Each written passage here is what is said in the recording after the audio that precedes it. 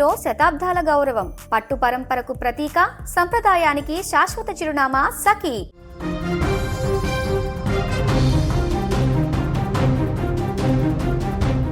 తెలుగు రాష్ట్రాలలో మళ్ళీ ఇంధన మంటలు మొదలయ్యాయి. ఇప్పుడు వాహనదారుల గుండెల్లో గుబులు రేపుతుంది ఈ యొక్క వార్త. బంకుల వద్ద నో స్టాక్ బోర్డులు వెలుస్తున్నాయి. నిన్నటి వరకు సాఫీగా సాగినటువంటి ప్రయాణం నేడు బంకుల దగ్గర బారులు తీరుతుంది. ఒకప్పుడు ధరకు భయపడిన సామాన్యుడు ఇప్పుడు చుక్క పెట్రోల్ దొరకదా అని కళ్ళల్లో ఒత్తులు వేసుకొని ఎదురు చూస్తున్నాడు. ఏపీ తెలంగాణ అనే తేడా లేకుండా ఇరు రాష్ట్రాలలోని కొన్ని ప్రాంతాల వద్ద ఇంధన కష్టాలు మళ్ళీ మొదలయ్యాయా అంటే ప్రస్తుత పరిస్థితి చూస్తే కాదనలేని పరిస్థితి ఏర్పడింది. ఇక ఏపీలోని విజయవాడ, కర్నూలు నగరాలలో కిలోమీటర్ల మేర వాహనాలు నిలిచిపోయాయి. కోనసీమ, అమలాపురం, అటు కాకినాడ, భీమవరం, తూర్పుగోదావరి జిల్లాలలో ఎక్కడికక్కడ బంకులు ఖాళీ అవుతున్నాయి. తెలంగాణలోనూ ఇదే సెగ తగులుతుంది. ఖమ్మం నుంచి మొదలుకొని నిర్మల్ జిల్లాలోని భైంసా వరకు సరిహద్దు ప్రాంతాలలో ఇంధనము కోసం జనం పడిగాపులు కాస్తున్నారు. ఆఫీసులకు వెళ్ళేవారు, అత్యవసర పనుల మీద వెళ్ళేవారు గంటల తరబడి క్యూ లైన్లలో నిలబడాల్సి వస్తుంది. డబ్బాలతో వచ్చే పెట్రోల్ కోసం వేడుకుంటున్న దృశ్యాలు సామాన్యుడి కష్టానికి ఇప్పుడు అద్దం పడుతున్నాయి. అసలు ఈ కష్టాలు ఎందుకు వస్తున్నాయి?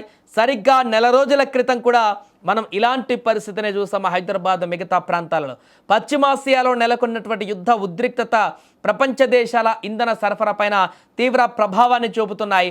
క్రూడ్ ఆయిల్ దిగుమతులు తగ్గడం, ఆయిల్ కంపెనీల నుంచి డిపోలకు సరఫరా అందడంలో జాప్యం జరగడం ఈ సంక్షోభానికి ప్రధాన కారణంగా కనిపిస్తుంది. దీనికి తోడు పెట్రోల్ బంకుల వద్ద నో స్టాక్ బోర్డులు చూసిన జనం మరింతలా భయపడిపోతున్నారు. రాబోయే రోజులలో పెట్రోల్ దొరుకుతుందో లేదో అనేటువంటి భయంతో పెట్రోల్ బంకులకు క్యూ కడుతున్నారు. దీంతో పలు బంకుల వద్ద రద్దీ ఏర్పడుతోంది. ఇక ఒకవైపు జనం క్యూ కడుతుంటే రాష్ట్రంలో పెట్రోల్, డీజిల్ కొరత లేదంటూ అధికారులు చెబుతున్నారు. తగినంత స్టాక్ అందుబాటులో ఉందని ప్రజలు ఆందోళన చెంది ఒకేసారి బంకులకు రావాల్సిన అవసరం లేదంటూ కూడా సూచిస్తున్నారు. కేవలం కొన్ని టెక్నికల్ కారణాల వల్ల సరఫరాలో స్వల్ప జాప్యం జరిగింది తప్ప కొరత అనేదే లేదంటూ, ఇదంతా అపోహ మాత్రమేనంటూ అటు ప్రభుత్వ అధికారులు కూడా చెప్తున్నారు. ఏదేమైనా కూడా ప్రస్తుత పరిస్థితి వాహనదారులకు కొంత ఇబ్బందికరంగానే మారినట్టుగా కనపడుతుంది.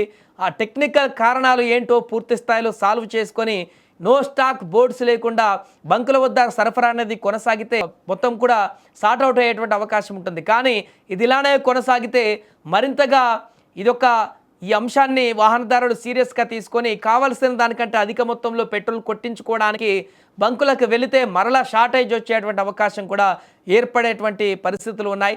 గతంలో హైదరాబాద్లో అదే జరిగింది. అలాంటి పరిస్థితి ఇప్పుడు కూడా ఆంధ్రప్రదేశ్లో కొన్ని ప్రాంతాలలో, మిగతా ప్రాంతాల్లో వచ్చేటువంటి అవకాశం కూడా కనిపిస్తున్న నేపథ్యంలో మరి దీనికి సంబంధించి ప్రభుత్వం ఎలాంటి నిర్ణయం తీసుకోబోతుంది, ఆ టెక్నికల్ కారణాలను సార్ట్అవుట్ చేయడానికి ఏ రకమైనటువంటి కార్యాచరణ రూపొందించబోతుంది, ప్రస్తుతానికి నెలకొన్నటువంటి ఈ పరిస్థితిని ఎప్పటి వరకు చక్కదిద్దబోతుంది అనేది వేచి చూడాలి. అందుకేమండి, నా ఆటో డ్రైవర్ని గత 3 రోజులుగా మాకు ఆయిల్ లేక చాలా ఇబ్బందులు పడుతున్నాము. మేము ఆటో తోలుకుంటేనే కదా మాకు డబ్బులైనా ఏదైనా, దీని మీదే సాగేమన్నాం. మాది మొత్తం ఆయిల్ లేక నా తిప్పలు పడుతున్నామండి. బంకులకు వెళ్తేనేమో ఆయిల్ రావట్లేదు, అవి రావట్లేదు, ఇవి రావట్లేదు అని చెప్పి కంప్లైంట్ ఇస్తున్నారు. జిల్లా మా నందిగామండి, మేము ఆటో కార్మికుని నేను. మరి మాకు నందిగామలో డీజిల్ కొరతగా 3-4 రోజులు మంచి ఇబ్బందిగా ఉంది మాకు. మరి మేము ఆటో తోలుకుంటేనే మా జీవం గడిచిద్ది. మరి దానివల్ల మేము అది ఉపాధి కోల్పోయి మరి ఆటో తోలకుండా ఇంట్లో పెట్టుకుంటున్నామండి. మరి మాకు భోజనానికి మరి అవన్నీ ఇబ్బంది అవుతుంది. మరి గవర్నమెంట్ దీనికి చర్య తీసుకొని మరి దీనికి ఎందుకు కొరత వస్తాం మాకైతే అర్థం కావట్లేదు. 200 అన్నారండి ఆటో వాళ్ళకి. మరి కారుకి ఎంత పన్నారంటే సమాధానం చెప్పట్లేదు. కూర్చున్నాయండి. మాకు 200 అంటే మా ఉపాధికి అయ్యేది కాదు కదండి, అది వచ్చేది కాదు కదా. 25 కిలోమీటర్లు వస్తుందండి ఆటో వచ్చి. ఏమొస్తుంది సార్ మాకు? కట్టుకోవాలి కదా. ఎవరు అంటున్నారండి? ఏం చేసుకుంటారు చేసుకుంటారు. 7ంటికి వచ్చారు, 200 ఎవరు సరిపోతాయి? కనీసం వాళ్ళు రిక్వెస్ట్ చేసి 500 కొట్టండి సార్, కారుకి 1000 రూపాయలు కొడతారు కదా, మాకు 500 కొట్టని అడిగితే వీళ్ళు అంటారు బాబు మాకు ఆడేస్తాము అని చెప్తారు వాళ్ళు.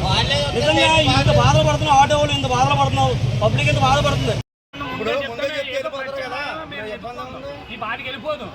ఇప్పుడు ఆటోలు కొడతాయంటే మేము అపార్ట్మెంట్లో వాచ్మెన్లు, జనరేటర్లకి మేము మోసుకురాలేం కదా. కనీసం వాళ్ళకి 1000 రూపాయలు కొడితే కనీసం మాకు 500 కొట్టినా సరిపోతుంది. దాని గురించే తప్ప మేము దేని గురించి కాదు. పొద్దున్న అనగా ఎట్టాము అంతే. మిషన్లు ఉన్నాయి. నేను ఒక ఆటో డ్రైవర్ అండి. ఇప్పుడు నేను పొద్దున్న 7 గంటల నుంచి మేము ఇక్కడ వెయిట్ చేసి బంపులు ఎక్కడో అని చెప్పారు. అక్కడ నుంచి ఉంటే అలా అయిపోయింది అన్నారు. మళ్ళీ ఇక్కడికి వచ్చిన తర్వాత 200 కొడతా అన్నారు. మరి దీనికి ఏం పరిష్కారం? మన ఆటోలు తిప్పుకోవాలా మేము అక్కడ